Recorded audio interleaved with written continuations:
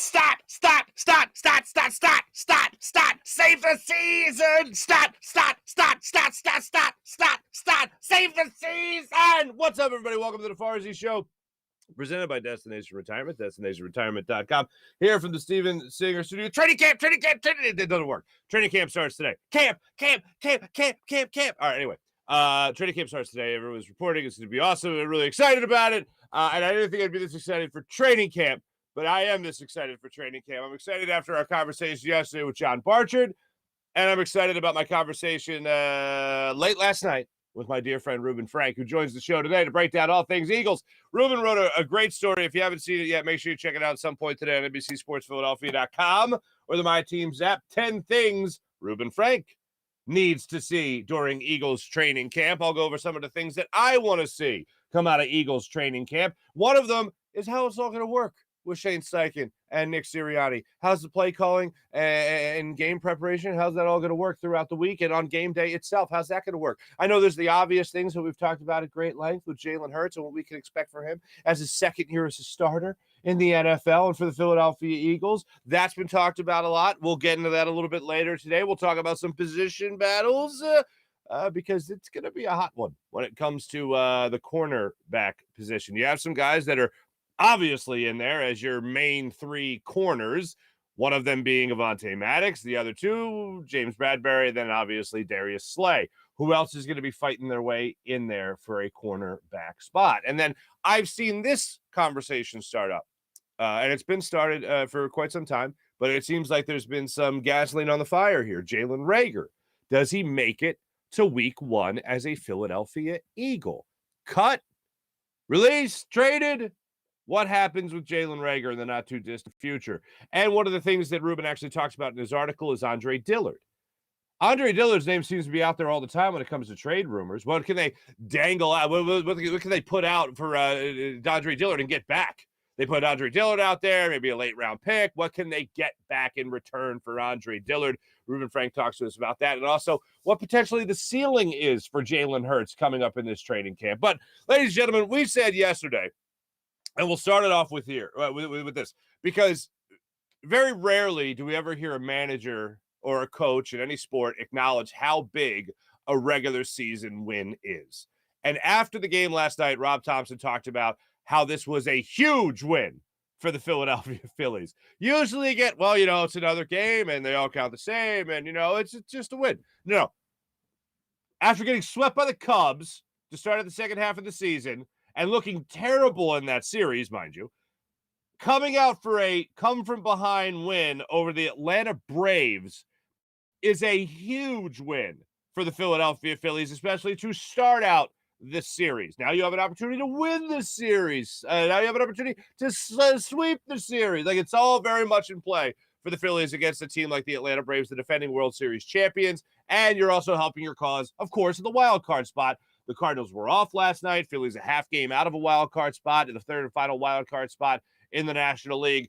And it's all thanks to a 5 RBI night from Bryson Stott. We're going to focus on this game last night, and then we're going to look at what does it all mean? First off, just to look at Bryson Stott. That second inning double that he had. Little English on that ball. If you didn't see it, briefly explain. Bryson Stott bottoms out of baseball, gets some spin on it that was just going down the first base line, lands and skitters is the only way to say it. Maybe darts to the sharp right-hand side of the field if you're looking at looking up the middle of the field.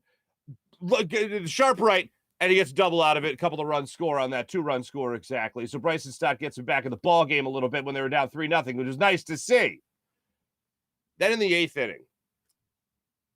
Now, what's amazing to me is A.J. Minter had only given up, I believe, 1 or 2 at most, home runs in his career to left-handed batters. All right. Bryson Stott's now one of them. And the swing that you've seen on social media, because the Phillies released the view from behind Bryson Stott, so his back is to you. I see Bryce Harper in every movement Bryson Stott makes attacking this pitch. Gets the cutter on the inside corner of the plate, belts it over the right field wall. Everything he does, from first movement to contact to follow through even, was Bryce Harper. That was the first thing I couldn't get over when I saw this other angle of it.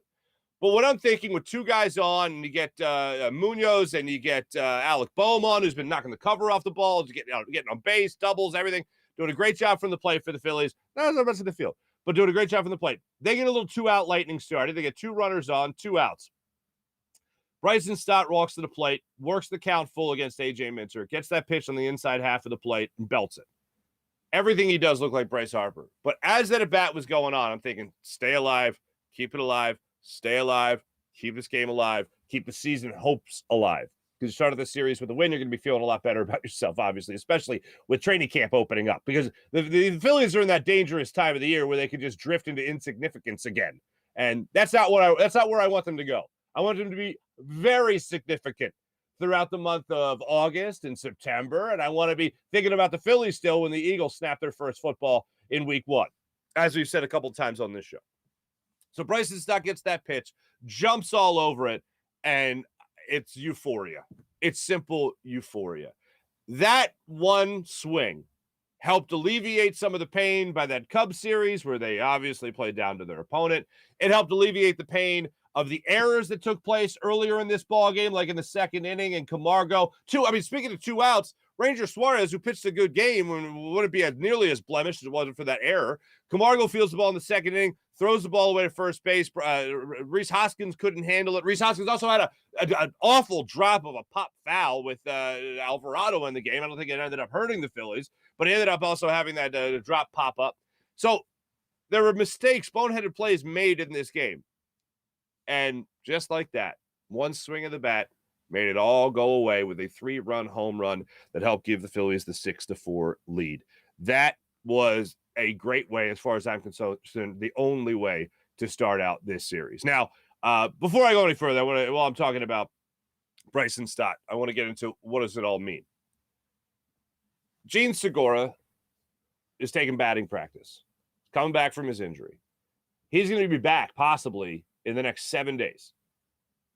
Bryce Harper looks like he could be back by at the latest early September, with getting the pins out of his thumb maybe next week. Said yesterday to a group of reporters, it doesn't look like it's going to happen today, but maybe early next week. That could happen. That'd be awesome. So Jean Segura and Bryce Harper could be batting in this lineup again, the both of them, by September. That's a pretty nice 1-2 punch to have going down the stretch, especially if you're still fighting for a wild card spot. As we said throughout this entire process with Bryce Harper out, just keep it interesting. Stay in reach. Give us those meaningful games in September. Bryce coming back is awesome. Jean Segura coming back is interesting because of what the Phillies could be doing with Bryson Stott and Jean Segura in this lineup. Now, you might look at it and go, Bryson Stott's batting 190. What good could he be? Well, if you look at what he's done over the last 15 days, where he's got a 290 batting average, a 353 on base percentage. If you look at what he's done in his last 7 days, where he's got a 467 on base percentage, and he's also batting over 300 as well, that makes you feel a lot better about what Bryson Stott could be doing down the stretch, because maybe the point has happened where he started to figure it out at the major league level, because they have given him enough rope to have success, or enough rope to maybe realize he needs to go back down to the minors. Well, that ain't happening. And when Jean Segura comes back, I never even thought it was close, to be honest with you. I always thought they were going to go with Bryson Stott at shortstop and Jean Segura as their second baseman, and Didi be taking a break because Didi's having a terrible season, and Didi's been having injury problems all year. So when you look at this situation, what are they going to do? Well, I think the double play combo you might have up there, up the middle, is going to be, without question, as far as I'm concerned, Jean Segura at second base, Bryson Stott at short. And listening after this game to Rob Thompson talk about the success of Bryson Stott and how he's been having good at-bats, and all the metrics are there to tell you that he's going to break out of this and he's going to be better than a 190 hitter for the rest of the season and closer to a 260 to 300 hitter by this from now to the end of the season. That evidence is there. Now it just needs to actually come to fruition on the field. Well, it's happening.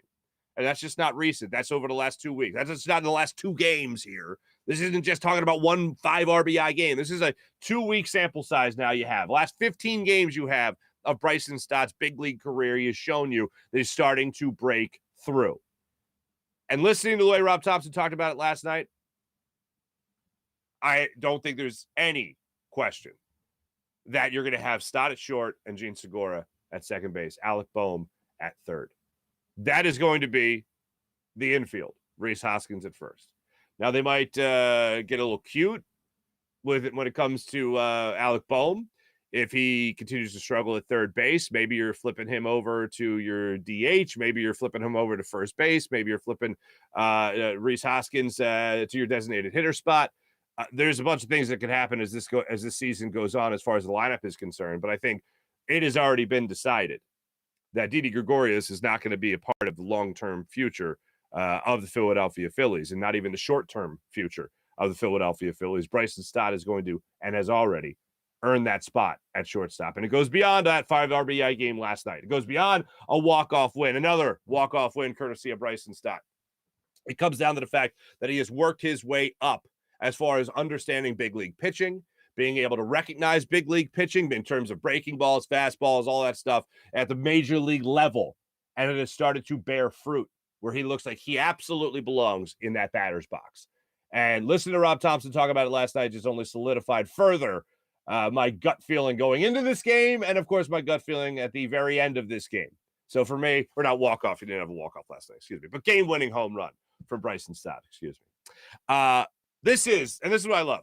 Rob Thompson, totally honest after last night's game. Huge win against the Atlanta Braves, and Rob Thompson doesn't mince words when he talks about how important this victory was for his ball club. Yeah, I mean, I think it's a huge win altogether, just because the way we started the second half, the way we started this game tonight, and you know, we battled back, kept fighting against a really good pitcher, and you know, they just kept fighting, kept grinding, and you know, got it done. And at this point, that's all you can ask for, is just get it done. No excuses. Bryson Stott got it done, certainly, for the Phillies yesterday. 5 of the 6 RBIs ain't too bad. And you know what? Let's say this, because I don't root against anyone, all right? And I know that Nick Castellanos isn't exactly a fan favorite these days. It's nice to see him get a couple of hits. The first one was the old dying quail to shallow right field that allowed him to get on base. That's great. I'd love to see him get hot. It's only going to help the Phillies, because it's not like I've already realized that you're not taking Nick Castellanos out of the lineup. If it hasn't happened by now, it ain't happening. So he's going to continue to get opportunities out there. And if he's going to get those opportunities, you, of course, want to see him play a lot better baseball. Also, JT Realmuto had another hit yesterday.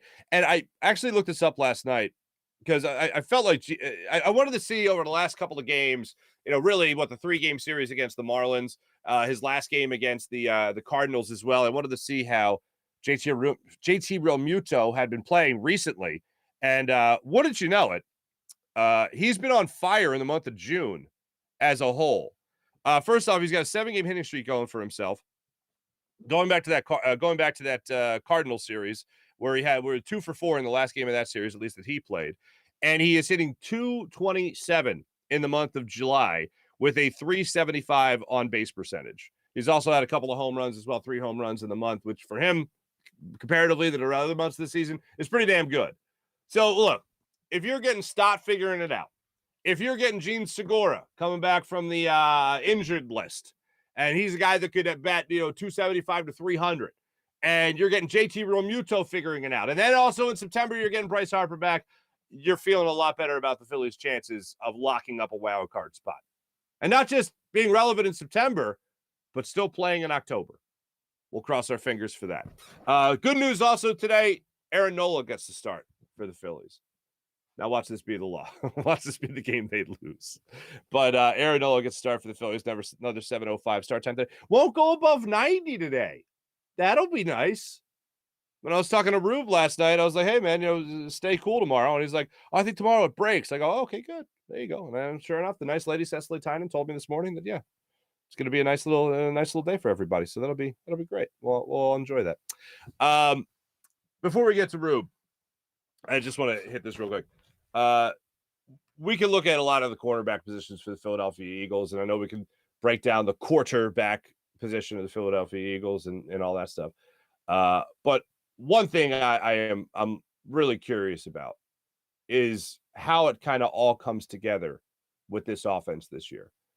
And I think we're going to know really early on in week one, probably even the first quarter, because I don't even want to buy into the stuff that's going to come out in training camp, whatever we see during training camp. Oh, wow, Jalen Hurts really airing it out. Jalen Hurts is really yeah, that's practice. What else is he going to do? Was he going to work on just handing the football off in practice? No. So when the season actually starts, I think we're going to know in the very early goings of it how good Jalen Hurts got over this offseason, how much he improved over the offseason. Because the game plan in the early goings of the season will really tip the cap or really tip the hand, of how much Jalen Hurts has improved. If you see him coming out and they're airing out the football and they're really attacking in the passing game like other NFL teams do, the majority of other NFL teams do, then that's going to let you know that this team, this coaching staff, really feels that Jalen Hurts improved because they're not going to be basing everything on the run.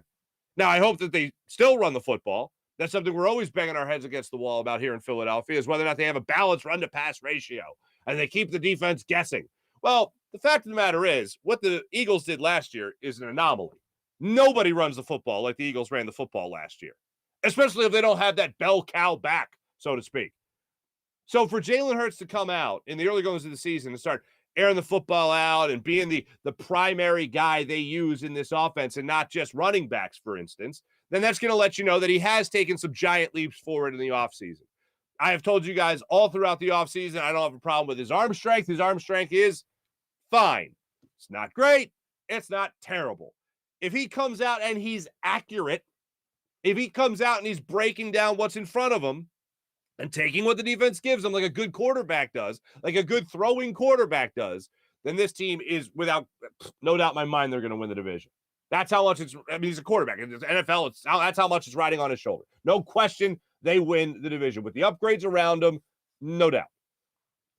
When you step away from him for a second and look at his targets, on paper, we're talking about the best receiving core we potentially have ever seen in Philadelphia. With Devontae Smith can be, what A.J. Brown is and has been in his career. When you look at Quez Watkins as your number 3 target, when you look at Dallas Goedert as your wide receiver, when you look at as your tight end, and you look at Kenny Gainwell coming out of the backfield, maybe catching passes outside the run game. That's what, and the offensive line's talent to start with. This should be a pretty dynamic offense. All the good pieces are around Jalen Hurts. This is the time for him to make it happen. I love seeing him at training camp. I love seeing him shooting at the OTAs, working out, doing his thing. Everyone talking about how great he's been. A month later, somebody leaks information to our man Derek Gunn about, he struggled in training. Okay, on 7-on-7s, whatever. But everything else has been overjoyed. Everyone else has been thrilled with the progress he's made. Now, when it actually comes time in game situations, I want to see the coaching staff really show the confidence where it matters most. Because if they come out and they're all about the run again, that's not going to be good for anybody.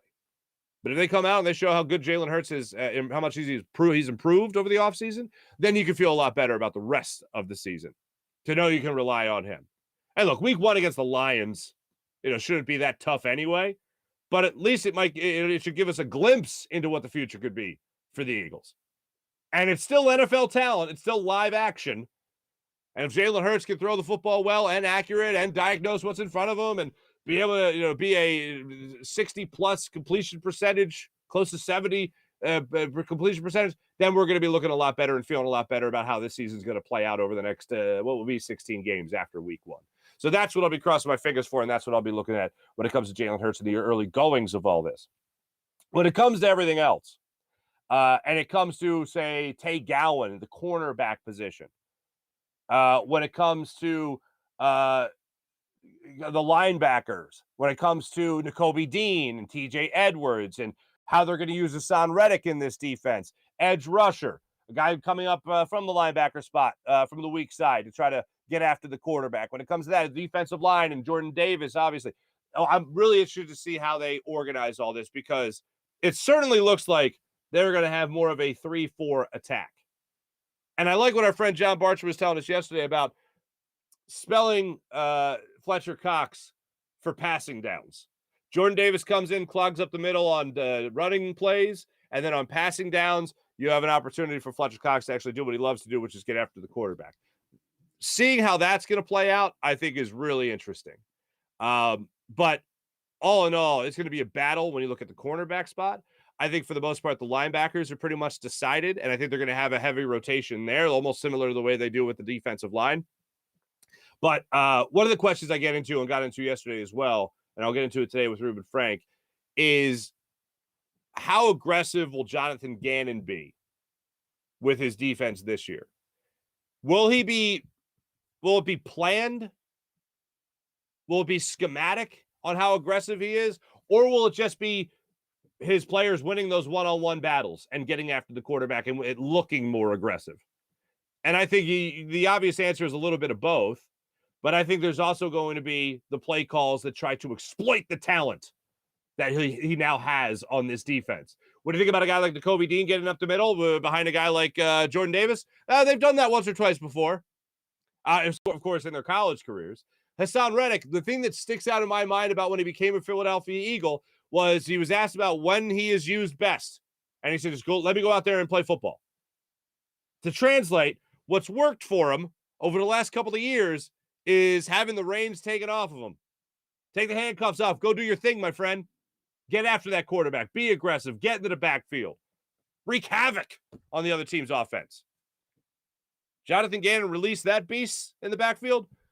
Eagles are going to have a lot of success, and we're going to be feeling a lot better. We're going to be welcoming with open arms a very aggressive, very successful Eagles defense. And the thing that I just can't get over, and we've mentioned this a couple of times over the last couple of weeks, Jonathan Gannon had a top 10 defense last year.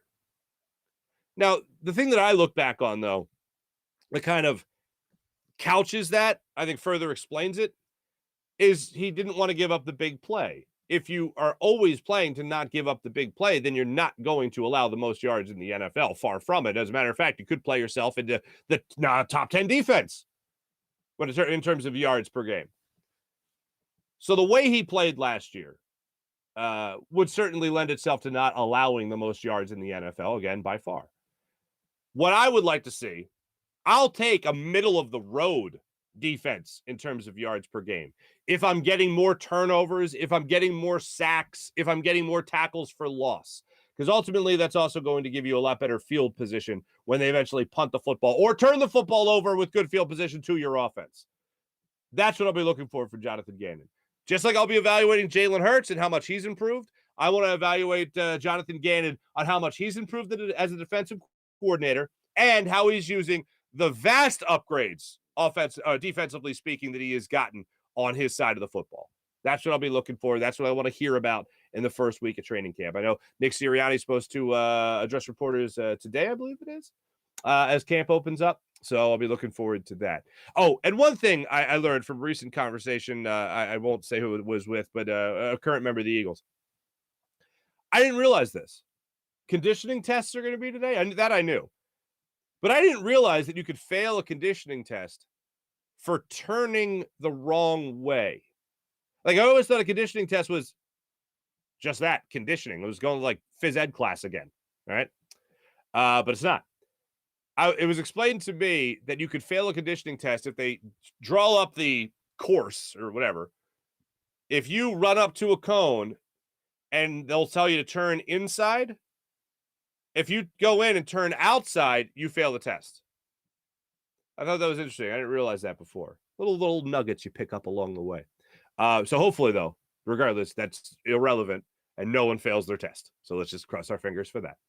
Let me tell you about the great people of Destination Retirement, destinationretirement.com. My man Mike Seibert is a retirement income certified professional at Destination Retirement, LLC, and a proud partner of 1847 Financial and an advisor for Eagles, Sixers, and Phillies fans only, and maybe next year, the Flyers. When it comes to long-term savings, why are you giving up the current enjoyment of your income? The answer is have income streams in retirement. It only makes sense then to understand how retirement income streams work so that you can direct savings in ways that give you the highest income when you retire. Think of it like climbing a mountain. Is the objective just get to the top of the mountain, or is it get back down the mountain safely? Going up the mountain is your accumulation phase. Going down the mountain is your distribution phase. These are the two different phases of your financial life, and each should be addressed separately. This month, let's talk about college planning. We all know that college is expensive. Well, have you ever thought about how it will affect your retirement? Let Mike show you an efficient way to help pay for your kids' college education and still retire on your own terms. Your first step is to avoid starting your growth cycle over by depleting accounts like 529s for big expenses like college. You don't want to lose your position on your growth cycle and have to start over. You can't get that time back. Instead, set yourself up with the ability to use vehicles that you can take money out of without starting your growth cycle over. Find out how your annual retirement savings can help your college savings and how your annual college savings can help your retirement savings. Mike Seibert will set up your own portal and retirement analyzer, then use the software to help you navigate through the different phases of your financial life. For questions or to set up a meeting with Mike, you can email him at GoBirds at 1847 Financial or call his office at 484-275-6035. You can also visit his website at destinationretirement.com. And as always, go Birds. How about Steven Singer of Steven Singer Jewelers, the other corner of 8th and Walnut, right there on Jewelers Row? Steven has been in the love business in Philadelphia for over 40 years, helping people get engaged. He's got Ready for Love diamond engagement rings. He's got diamond necklaces, diamond tennis bracelets, all diamonds, man. Dazzling diamonds at Steven Singer Jewelers. You know what else he has? Something that no other jeweler has. The perfect price guarantee. Other jewelers like to mark things way up just to mark it down a little bit in front of you. Make, oh, you're good negotiator. All right, fine, put it there. Yeah, no. You don't have to worry about that. You don't have to worry about if the person next to you is getting some better deal than you are because everyone's getting the great deal at Steven Singer. That's why it's the perfect price guarantee. So when it comes to all your jewelry purchases, go to my man, Steven Singer, at the other corner of 8th and Walnut, or online at IHateStevenSinger.com. Always fast and free shipping at IHateStevenSinger.com. Steven Singer Jewelers, one place, one price, the perfect price, every day, online at IHateStevenSinger.com. Steven Singer Jewelers, the other corner of 8th and Walnut. Without further ado, let's break down the Birds a little bit more with the man that'll be there on the scene today when things open up. From NBC Sports Philadelphia, my dear friend, Reuben Frank.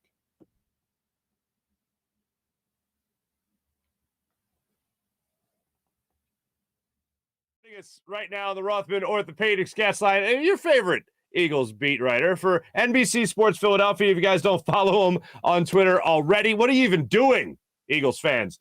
You can find him on Twitter as well. And then his latest article on NBC Sports Philadelphia ahead of camp starting up. 10 things I need to see during Eagles training camp. Reuben Frank. Rube, what's up, buddy? It's funny. Every time I do this, we end up chatting before, like we end up chatting for like 20 minutes, just catching up on our lives and everything. And that would actually, we should actually make that the show. We should. That would be more interesting than just talking about camp. We got the rest of the summer to do that. That's right. Next time. We'll do that next time. Next time we'll do the personal life conversation and then one football question and we'll get out. But Rube, when I saw the headline today, I had already asked you to come on just because who better to talk to ahead of training camp starting. And then at the time we air this, training camp starts today, essentially, with everyone reporting. I thought who better to talk to? But then I saw that headline and I read the story and I thought this is a great Rube way to start off training camp. And just one thing I want to ask you about, just right out of the gate. It has to do with trades. Howie Roseman has certainly made his share of trades before the season has started. Who's more likely to be on the roster by the time they kick off the season in week one? Andre Dillard or Jalen Reagor? More likely to be on the roster? Probably Dillard. I think Dillard. It's tough to tell. I think the key with Dillard is I don't think he's tradable unless he's got some good film of him playing right tackle. Because I just don't see a team giving up a pick for a guy unless you're desperately in need of a left tackle. And I think he's okay, but he's better than some. He's average. But if you're looking for a depth piece, I mean, you can't have a backup that plays one position. So that's why I think they're going to work him at guard. I think they're going to work him at right tackle, play him in the games at those positions, try to get some film of him to increase his value to make him more tradable and get more back. Obviously, the Eagles didn't have a lot from Brandon Brooks last year, but looking at this Eagles offensive line, are they still up there, you think, as one of the best in the NFL? Oh, yeah. I mean, yeah, Brandon he hasn't played that much. It's crazy that you can lose a 3-time Pro Bowler. He was probably like the best right guard. A couple of years ago, he was the best right guard in the league. I mean, Sayamalo's solid. He's not a Pro Bowler, but he's kind of the next level down when he's healthy. He's missed half the last 2 seasons. So, That's the big question with him. But, gosh, you go from Mulata and I think he's going to go to the Pro Bowl this year if he's healthy. I don't see how he can't. He's that good. And then you have a Pro Bowl, like Hall of Fame center and a 3-time Pro Bowl right tackle. And then your two guards are both pretty solid. So I don't know if a team has that kind of talent. And then you got some good backups. I think Sue is pretty solid as a backup guard, and I like Driscoll. He's had injury issues too, but they're in great shape up front. Dickerson manning one of the guard positions. Yeah, I would think he'd be your left guard there. Yeah. Yeah. Okay. Yeah. And he's another one who, if he plays the way he did the last half of last year, I could see him. I think you have 5 primetime games. That's how you make a Pro Bowl. You get people around the country seeing you play, and you get analysts talking about how good you look. Landon Dickerson, to me, played at a Pro Bowl level the last. I thought his first few games were a little shaky, but look, it's a rookie, just getting started in his career. But by like week 7 or 8, he was mauling people. So I think it's just a matter of time before he's going to the Pro Bowl. Speaking of just a matter of time, is it just a matter of time before Jalen Reagor's traded? Do you think he has a spot on this roster? What do you think happens with him? You're obsessed with Jalen Reagor. I am. That's 2 questions already. I don't know. I think it's, it'll be a little bit of a cap hit if they trade him or cut him. They're not going to, what are you going to get for him? You're not going to get it. You're not going to trade him. So it comes down to this. Do you want to keep him around on the roster, take up a roster spot to save some money under the cap, or just have a clean break? It didn't work out. It's not going to work out. I think they know that. I think they're going to move on from him. Mm-hmm. I just don't see any reason for him to be here. He can't catch, he can't run jet sweeps, he can't field punts. He's got terrible judgment. He's got no instincts. He can't get open. He drops he can't do anything. And I hate to just hammer the kid. I think he's trying. I don't think the question's his effort. I think the effort's there. I think he wants to be good. Some players just aren't very good, and he's like 3 of them. So, follow-up question: how do you feel about Jalen Reagor? No. All right, so now let's get to the meat potatoes. The more popular subject here is obviously a guy like Jalen Hurts. From reading your article, once again, people can check it out on NBCSportsPhiladelphia.com as well as the My Teams app. Looking at one of your things that you need to see, it was about Jalen Hurts. And I'm on the same page as you. I've been since the end of last year. And I say the same exact thing you say. His arm strength is fine. It's not incredible. It's not going to win you a game, but it's okay. For me, I want to see him be more accurate. So I'll ask you this very general question, Reuben Frank. What is the ceiling for Jalen Hurts in the upcoming season, you think? Yeah, I don't know. I think I was trying to quantify how much of a difference A.J. Brown's going to make. And you think about it, Jalen Reagor played – here we go, Jalen Reagor again. But he played 750 snaps. Think about that, Marc. Jeez. He played 750 snaps last year. That's 750 times Jalen Hurts dropped back. Well, I guess some of them were with Minshew, but 750 times the quarterback dropped back, started looking for a receiver, and there's Jalen Reagor, he's not a viable NFL receiver. 750 snaps is a lot of plays. And I just think that really – so now you have a guy who, let's say AJ is worth – oh, let me get that. Excuse me. No, let's say that's Jalen Reagor's dad, probably. Like, what the hell, Monte. man? That's Monte. Monte's a good dude. Let's say Jalen Reagor. Let's say AJ Brown is worth 1.5 catches per game that Jalen didn't catch. Okay, just throw that out. 1.5. All right. So what's 17 times 1.5 is what? About 25. Yeah. So that's. If you just take all of Jalen Hurts' stats and add 25 completions for the season, all of a sudden he's a 65% passer. Just with that one change. That's not even taking into account another year in the offense and, just the natural growth a player is going to make from year 2 to year 3 and year 1 to year 2 in this system. And you think about his work ethic, and nobody questions that. I don't see any reason he can't be a 65% passer. I mean, he's got better weapons. I mean, even Pascal, you got a better 3 and a better 4, or a better, I mean, the whole lineup is better. And understood. I just think it's going to make a big difference. I think he's going to get, I don't know what his ceiling is, but he's going to get everything out of his potential that he can. Pro Bowl in reach for him? Well, I mean, so many quarterbacks drop out of it that, I mean, he was an alternate last year. And I mean, to me, it's just about consistency. We've seen him, this is why he cracks me up when people are like, oh, he can't throw. Well, there were stretches where he threw the ball just fine. Like the last 5 weeks of the season, he had a higher passer rating than Tom Brady. Oh, jeez. I mean, so it's not a matter of it's a matter of can he do it consistently? And, he's had some games where he's played at a Pro Bowl level, but he just hasn't strung them together. And that's the next challenge. But that's natural. He's 23. He's 23. He's just getting started in his career. You look at some what was Randall's first Pro Bowl? Probably 88. That was his 4th year. I mean, Donovan made it his 2nd year, although he was an alternate. And actually, if you compare Jalen's 2nd year to Donovan's 2nd year, it's very similar, surprisingly. So. And Donovan started more games, obviously, his true rookie year than Jalen Hurts did in his true rookie year. In his true rookie year, yeah. Yeah. So, and Jalen was better probably 2 years ago than Donovan. Donovan was terrible in '99. When you look at Jalen Hurts, do you see him in the same situation, or at least a similar situation as he was in last year, where he's still competing against picks, against the incoming quarterback class, where he still has to prove himself to be a franchise guy? You have to, because of the contract. I mean, they're going to have to make a decision at the end of this year, because you can't go into next year.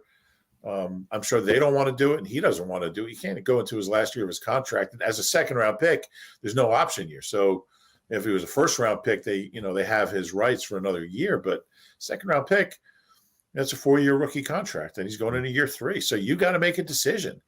And how much did Kyler Murray just get? Oh, God. What, $240 million? Yeah. So you've got to figure out, by the spring, by the end of the season, if he's the guy or not. You can't put it off again. And you're going to have to either make that commitment of, it might not be Kyler Murray money, but if you're Jalen Hurts, well, wait a minute.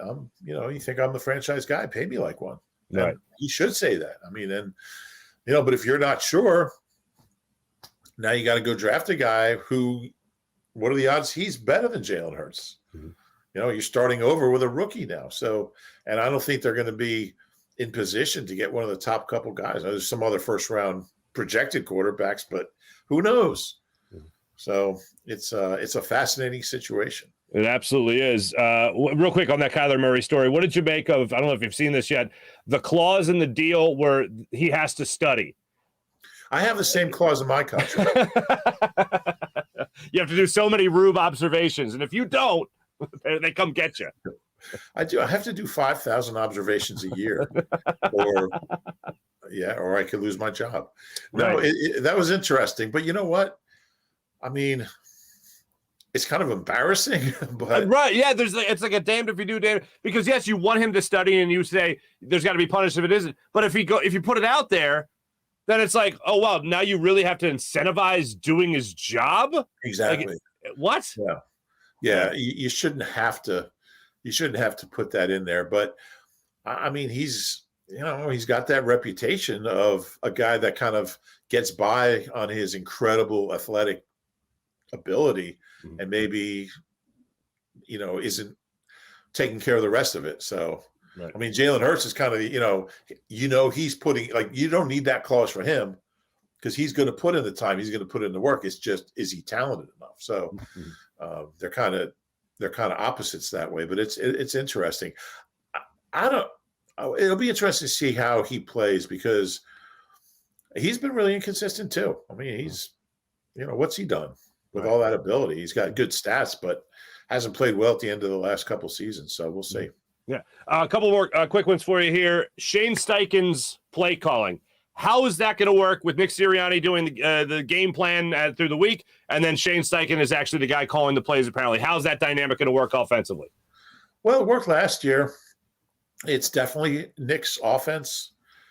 Nick is designing the plays. I mean, and they collaborate, and there's a lot of good offensive minds, on the staff. And they all, they build the offense, and it's Nick who's deciding what plays are on the card. Okay. It's Nick who's got final say on the design of the plays, what they're going to install, what's going to be in there for each week.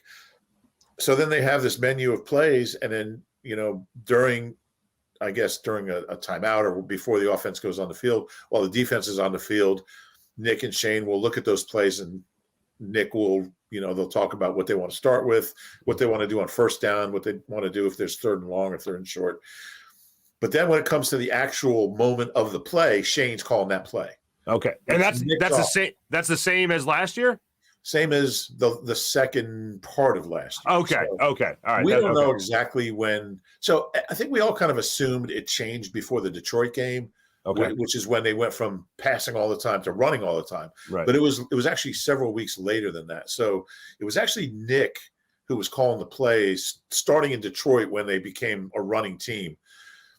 It's a neater story if, it was Shane doing that, but it was Nick doing that. And then Shane just took over. And I understand it. I mean, Nick was a new coach. He felt like he was shortchanging the other aspects of the job. And we saw Andy do it with Marty Morningwig a couple times. And, he just feels like if I want to talk to the defensive coaches or defensive players or special teams or the coaches up in the booth, the referees, I just have other things I want to take care of. And he has a lot of faith in Shane. But it's definitely collaborative. It's definitely Nick's offense. It's unusual. It's an unusual setup, but the way I look at it, if it works, it's a good plan. And if it doesn't work, then you find some other way to do it. Other side of the football, looking at Jonathan Gannon, is this going to be a better scheme from Jonathan Gannon? Will he be allowed to have a better scheme because of the personnel he has this year? What are we expecting from the defensive side of the ball? So here's the way I look at that. They were the number 10 defense in the league last year. Not bad. Then you add Hassan Reddick, Kazir White, Nakobe Dean, Jordan Davis, James Bradbury. So now you have a coach who's actually got players at his disposal. And, people say he wasn't aggressive enough. He was aggressive. He just didn't have players who could carry out his aggressive calls when he was aggressive, when it made sense to be aggressive. Okay. The hate for Jonathan Gannon is mystifying to me. He's a guy who I think everyone around the league knows how good a coach he is. I think we'll see it this year. I think everyone will see it. I covered a defensive coordinator named Jim Johnson, who probably the greatest defensive mind I've ever been around, and one of the nicest guys I've ever been around. And I miss him, and I think about him all the time. Jim's first defense in '99, he had – who was on that team? Hugh, Trott, Bobby Taylor, Troy Vincent, Doc. Ike? Yeah. Ike Reese. I mean, think about the talent. So how would you compare that talent to the talent he had last year? Yeah, Jim Johnson. Right? Yeah, of course. Jim's first defense was ranked 22nd in the league. Mm-hmm. Because as a new coach, you're putting in your scheme, you're teaching it to the players. You're starting from scratch. They're getting used to you. You're getting used to them. You're figuring out what they can do best. And it's, you don't judge a guy after 1 year in anything. I mean, I don't know how many times we have to learn that lesson, whether we're talking about, Doc didn't make a Pro Bowl till his fourth year. If he played now, people probably want to trade him after 2 years. This second round pick from Clemson stinks. He's never going to a Pro Bowl. And Jonathan Gannon, give him some time. After Jim Johnson's first year, I think we all knew that they were onto something. It was just going to take some time. And by year two, that was one of the best defenses in the league. But his first year, they took their lumps. And, Jonathan Gannon is not you're talking about a first-year coach with no players facing Patrick Mahomes and Tom Brady and Derek Carr and Dak Prescott. What do you expect to happen? Mm-hmm. So there's no doubt in my mind we'll see a much sounder, much more effective, much more fun. I mean, this city, we love watching defense. And that goes back to, Reggie and Seth and Clyde and Eric Allen and Byron Evans and those guys. Sure. We love watching when the defense comes in. I think that's unique to Philadelphia. I mean, we love when the offense is on the field, but man, when the defense comes on the field, people get jacked up, and I think people will enjoy watching this defense. Absolutely. This one's just for you. Devin Allen making this team? It's a long shot. Practice squad? I think if he wants to do it, I mean, you can make a lot of money on the practice squad now. If he wants to do it, I'm sure they would love to have him, unless it's a complete disaster. Hasn't played in a long time. I'm really intrigued. I want to see him play. I mean, he has played football. It's not like you're bringing in a guy that's never played the game. It's just been a while. He's fit. I mean, he's one of the greatest athletes in the world. What a travesty that false start was. I'm still. I was just going to ask you, 1/1000th of a second. Here's the thing: there's something fishy about the timing system, and there was research done comparing the reaction times. I think they started measuring reaction times. I believe it was in 2002, and somebody actually went back, and they're actually listed in the World Athletics Championships Media Guide, which is an 898-page free download PDF. I can send you the link if you want to see it. It's great reading. But somebody compared this year's average reaction times, or the mean reaction times, to every other year, and it was like the average times were twice as fast this year as any other year. And the statistical in every event that had been run up to that point. So that was any event where using blocks. So at that point, it was 100, 200 and highs. So what they have, there's like a sensor in the starting blocks. And when the runner pushes off, that's when it starts. And you have this, if you react too quickly, you're DQ'd. And there's a speaker behind each lane with the sound of the gun. So, because if you're out in lane 8, you're hearing the gun. If it's just the gun, you're hearing the gun later.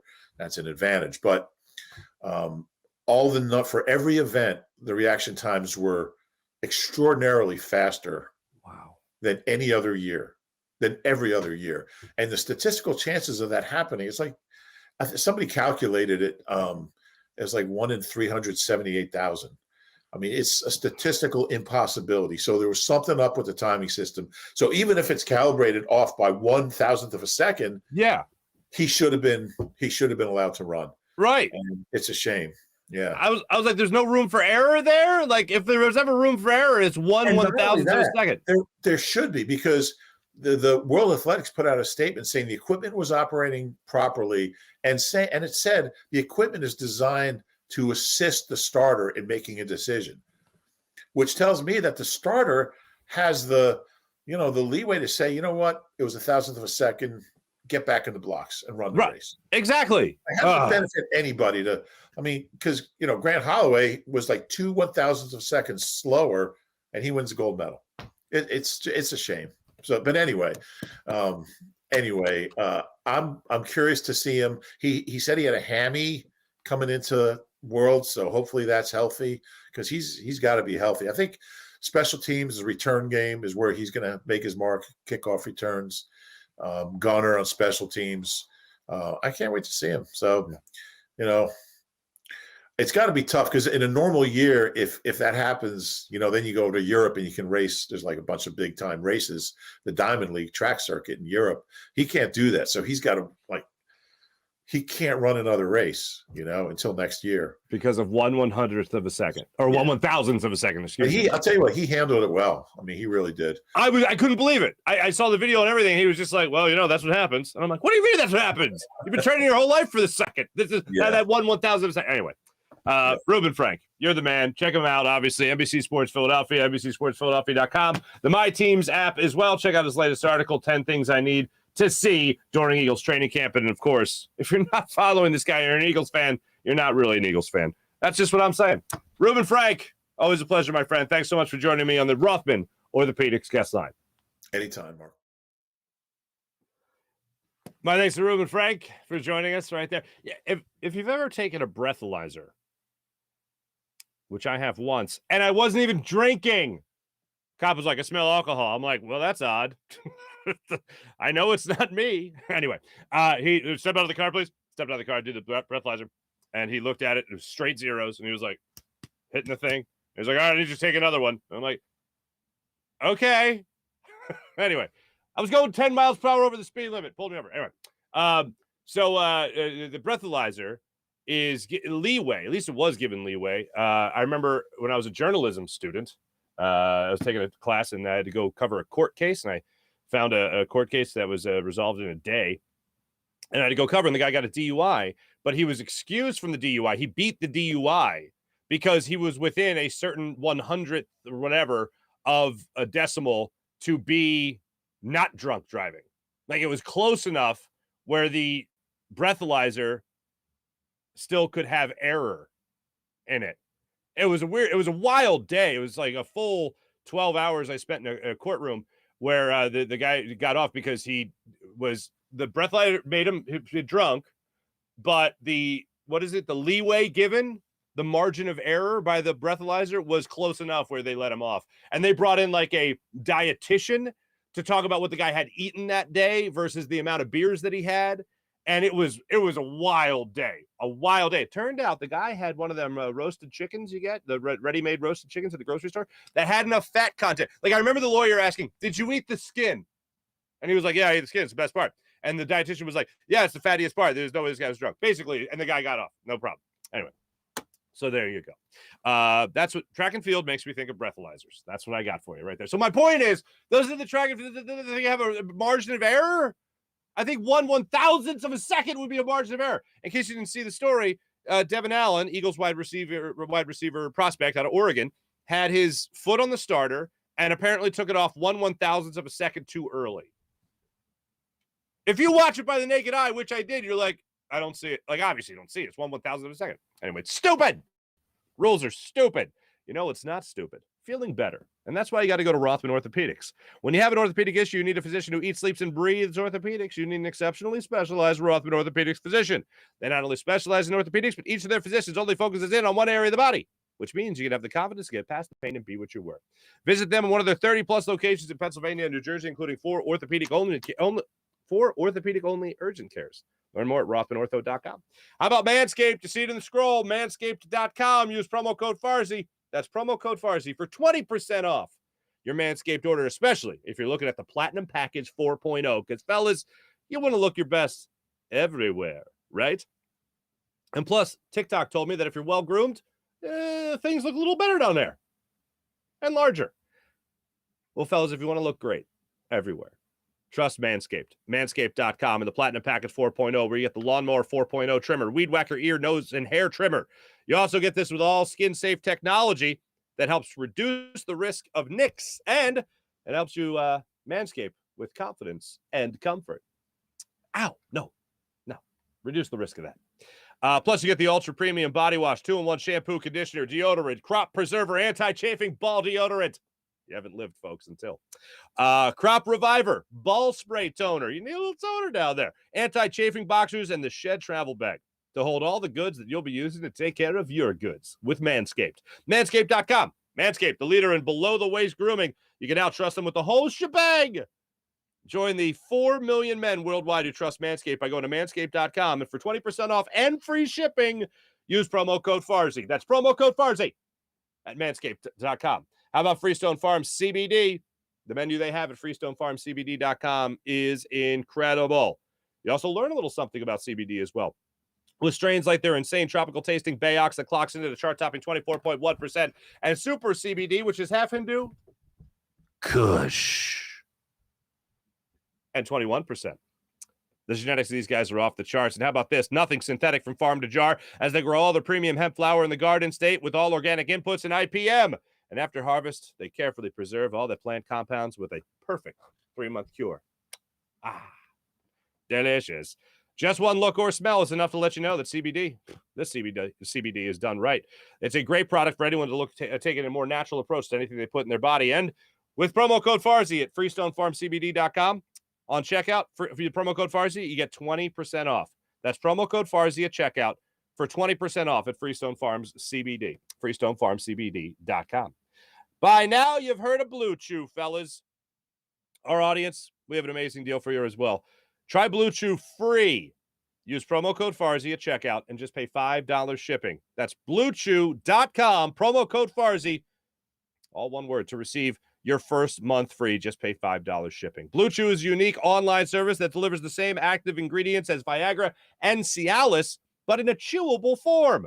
Blue Chew tablets help men combat all forms of ED. And again, Blue Chew is an online prescription service, so there's no embarrassing trips to the doctor or pharmacy where someone might overhear a conversation, as Blue Chew ships right to your door in a discreet package. Here's the Blue Chew process. You sign up at BlueChew.com, consult with one of their online licensed medical providers, and once you're approved, you'll receive a prescription within days, and it's all done online. Also, Blue Chew's licensed medical providers work with you to find the right ingredient and strength of your prescription. Don't like swallowing pills? No problem here. Blue Chew's tablets are chewable, so it's not just a clever name. Blue Chew's tablets are made in the good old US of A. They prepare and ship direct to your house, so it's cheaper than a pharmacy. And once again, special deal for our listeners and our viewers. Try Blue Chew free when you use promo code Farzy. That's Blue Chew at BlueChew.com, promo code Farzy, and at checkout, and just pay $5 shipping. BlueChew.com, promo code Farzy. For a free month, just pay $5 shipping at BlueChew.com. How about PHL Sports Station, Philadelphia Sports Station, enhancing your Philadelphia sports fan experience across all social media and blogs? That's PHLSportsNation.com. Let's see how the good people are doing in our chat check today. 55% of you miss Lehigh University training camp. I know, I miss talking to people. Are you going to camp? You going to camp? You going to camp? You going to camp? It was great. Speaking of rotisseries chickens, I would go and stop there at the one on 309, and then my buddy and I would go up at the training camp. We'd watch TO, and then that was the 1 year. It was awesome. And then the following year, I was actually covering TO and whether or not he'd show up. That was a good time. And then we'd go to the vet, have ourselves a day. T-Bro, what's going on? Let's go Birds. Absolute T-Bro. Mally, Dan Schwartz, what's going on? April, nice to see you. An epic opening. Thank you, T-Bro. The Stott. It gets me going. It's better than a cup of espresso. Smoke him if you got him, Mally. I already know you are. So close to saying they suck again. Nice W. Dan, right? Marc smoked them because he had them. He needs more. Thank you, Dan. T-Bro, appreciate you. Mally, hello. It's getting Stott in here. So take off all your clothes. It's getting starting here. Love it. He's about to unbutton his second button. Well, I already have. Technically, let's see. This one button up here and then the second one down here. So, ladies. Why am I saying ladies? Dan was the one asking for it. Anyway. He's a tease. That's funny. I see now why Mrs. Farzy knocked him up twice. Very nice. That's two shows in a row. Two shows in a row with a sneeze. That's amazing.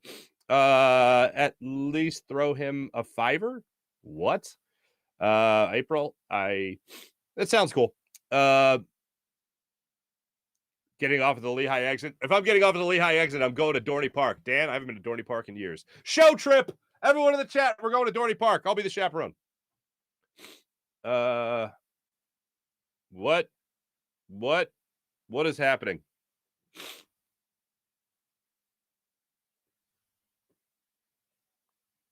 Sean Gillespie, good morning. Clay, what's up, Clay? Who doesn't love talking to Roob?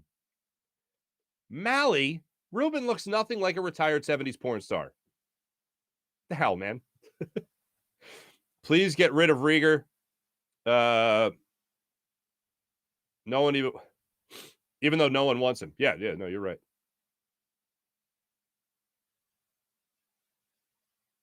How about that? That Rube's take on it was he'll get cut. Like you're not going to be able to go into the season with him. That's bad. And what did I say at the time? Look, I was one of the first, not the first, one of the first to be like Justin Jefferson. People are like, Rager's great. Nah. I don't know. I like Justin Jefferson.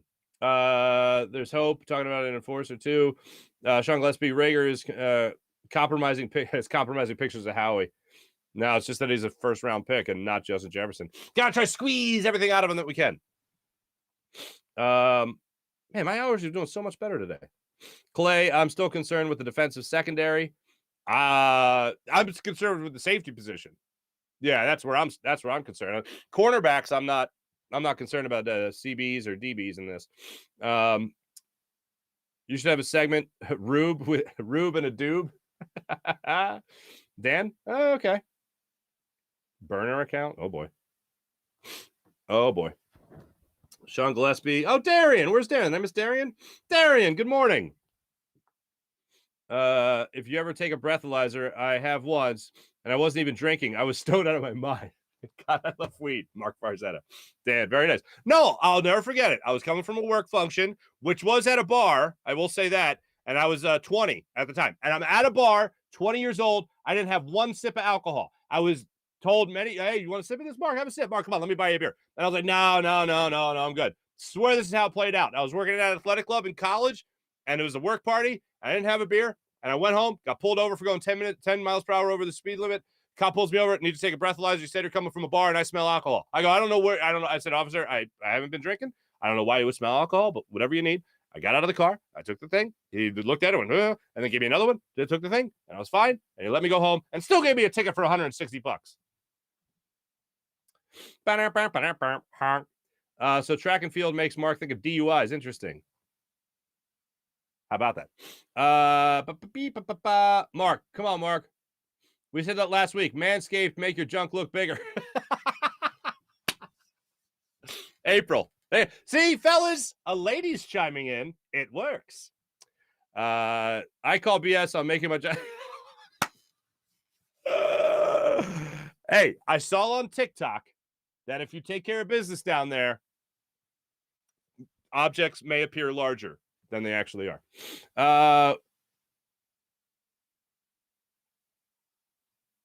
What is with all this abominable advertising today? I don't know, but some things are just popping up in the chat. We got bots, talking sex talk, bots. All right. Anyway, Dorney Park, Great Adventure Park still exists? Does Great Adventure, Great Adventure? Six Flags, Great Adventure. Yeah, that still exists. So much better than, yeah, but Dorney just has a more like a hometown feel to it. Marc at a bar didn't have a drink. I didn't have a drink, and no, I wasn't smoking the marijuana. Okay. So quick to judge, use people. So quick to judge, Mouse. Anyway, thanks everybody in the chat. You guys are great. Let's jump into the Morning Rush, brought to you by Sky Motorcars, skymotorcars.com. Phillies getting underway again tonight, 7:05 start time. We got Aaron Nola on the bump for the Phils tonight, his first start post All-Star break. Phillies are going to try to go ahead and win this series against the Atlanta Braves. Once again, 7:05 start time. You got Aaron Nola against Spencer Strider. Strider 4-3 on the season with a 3.03 ERA, 114 strikeouts, and just 74 innings of work. That's pretty damn good. Nola, 6-7 on the season. Nola's coming into this with 137 strikeouts and 126 innings of work. He's allowed 13 home runs on the season. Nola coming off an 8 1/3 scoreless performance, allowing just 4 hits, 1 walk, 10 strikeouts pre-All-Star break against the Miami Marlins. Let's see if he can carry that into tonight's ball game, and the Phillies lock up this series. The Cardinals are back at it tonight as well. They were off yesterday. They're going up against the Blue Jays tonight. 7:07 start time north of the border in Toronto. So hopefully they struggle with the Blue Jays just as the Phillies did a couple of weeks ago. Also, one more look at the standings here with the Phillies and the Cardinals in the wild card standings. I want to give this to you. Cardinals a half game ahead of the Phillies. Phillies are 2.5 games up on the 2 games up on the Giants. The San Francisco Giants. They're the only other team that is really in wild card contention here. So hopefully the Phillies continue to handle their business. Thanks for watching. Thanks for listening, everybody. Always a pleasure. Training camp, talking some real football tomorrow. Look forward to that conversation. Have a great rest of your day, everybody. Take it easy.